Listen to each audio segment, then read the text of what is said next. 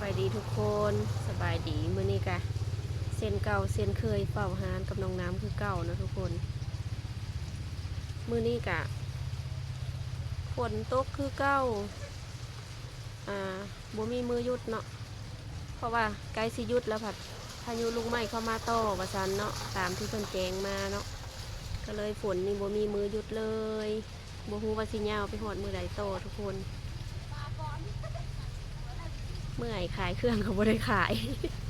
ขายเสื้อผ้าเนาะบ่ค่อยได้ขายปานใดช่วงนี้นะเพราะว่าส่วนหลายเขาเจ้าก็มายากเนาะมาตลาดตะลียากแล้วก็มาเขาเจ้าสิไปซื้อของกินเนาะแต่ว่าเสื้อผ้านี่แม่น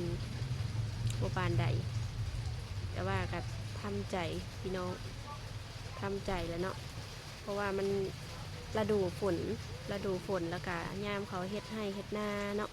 ก็สิประมาณนี้แหละพุ่นแหละไกลสิเข้าโรงเรียนมีหยังประมาณพุ่นก็น่าสิพอได้ขายอยู่เครื่องก็ได้เนาะอันนี้ไปเฮ็ดสีผมใหม่มาทุกคนงามอยู่บ่สีนี้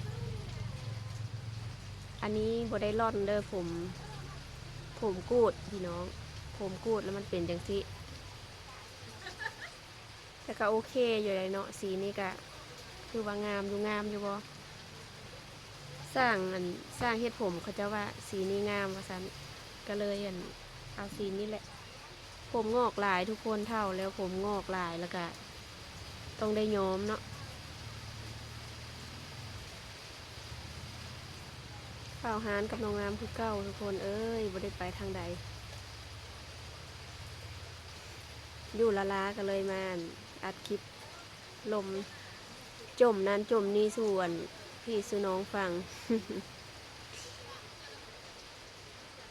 เนาะคลิปนี้ก็สิประมาณนี้บ่ได้มีอย่างหลายมีแต่จมทุกคน